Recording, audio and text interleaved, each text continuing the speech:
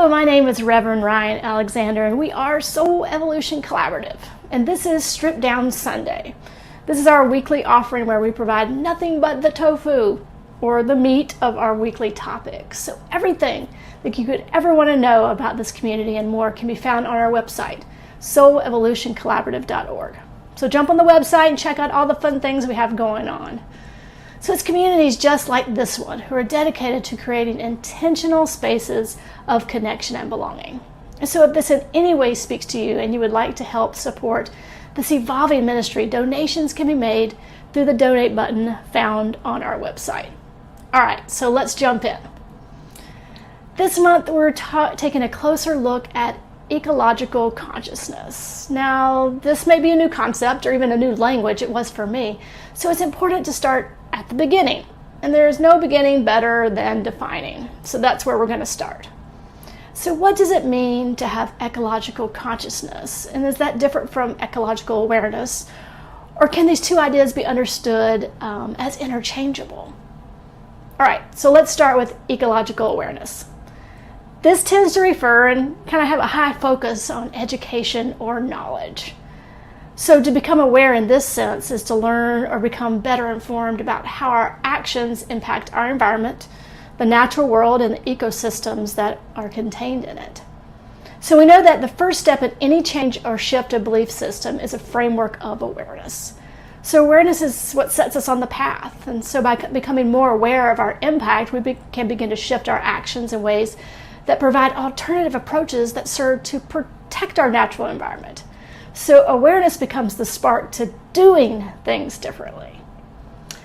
Ecological consciousness is different. It's more nuanced, and it kind of goes a step further.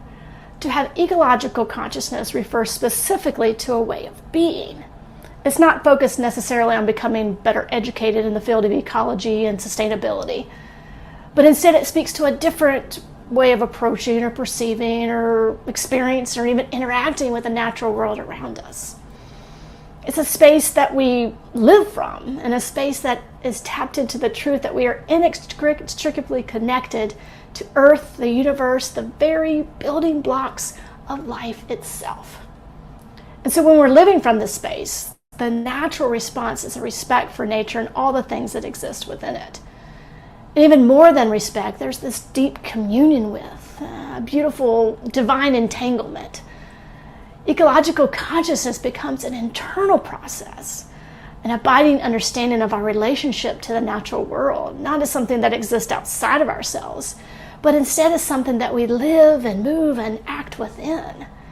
And so this understanding then becomes the lens by which we see everything, and this lens creates a deep connection to all aspects of life, even those we can't tangibly see in front of us.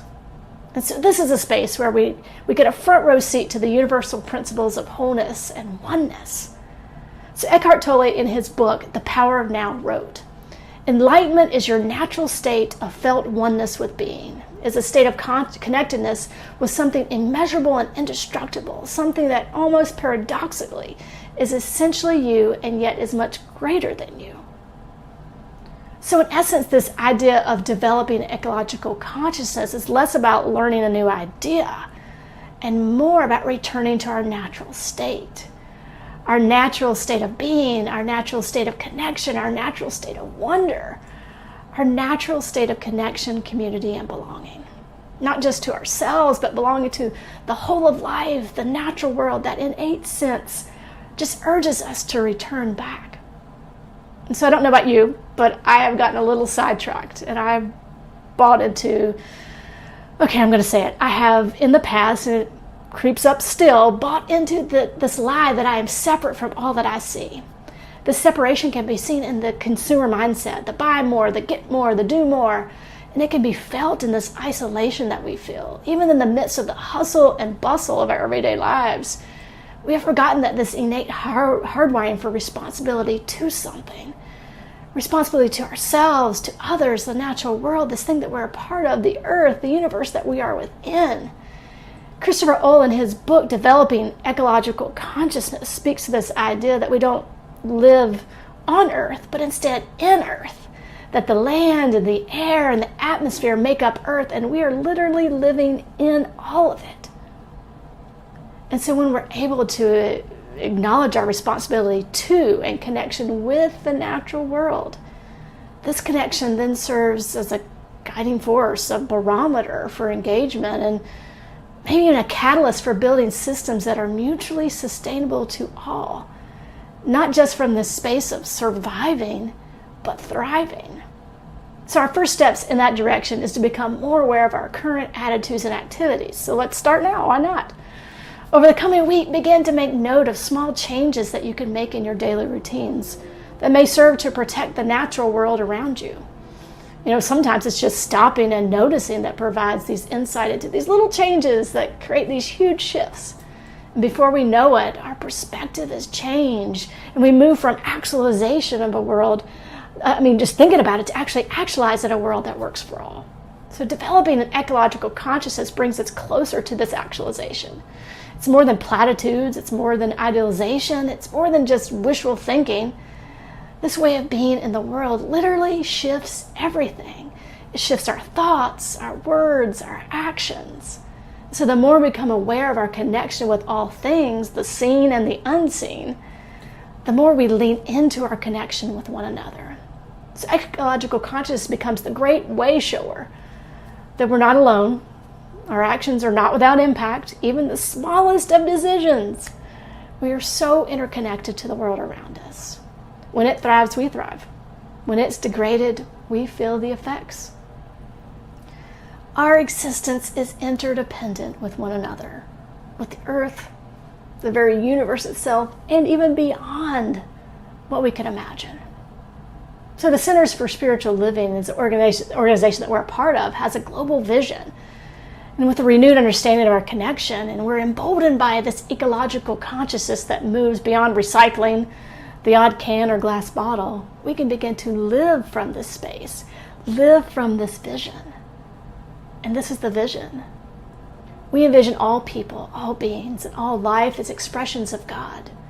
We see a world in which every person lives in alignment with their highest spiritual principle, emphasizing unity with God and connection with each other, a world in which individually and collectively we are called to a higher state of consciousness and action. We envision humanity awakening to its spiritual magnificence and discovering the creative power of thought, a world where every person discovers their own personal power and ability to create an individual life that works within a world that works for everyone. We envision a world in which we live and grow as one global family that respects and honors the interconnectedness of all life. A world where this kinship and all life prospers and connects through the guidance of spiritual wisdom and experience. We envision a world where personal responsibility joins with social conscience in every area of the political, corporate, academic, and social sectors, providing sustainable structures to the further emerging global consciousness. We envision a world where each person has enough food, a home and a sense of belonging, a world of peace and harmony, enfranchisement and justice. We envision a world in which resources are valued, cared for, and grown, where there is generous and continuous sharing of these resources. We envision a worldwide culture in which forgiveness, whether for errors, injustices, or debts, is the norm. We envision a world which has renewed its emphasis on beauty, nature, and love, the resurgence of creativity, art, and aesthetics. We envision a world that truly works for all.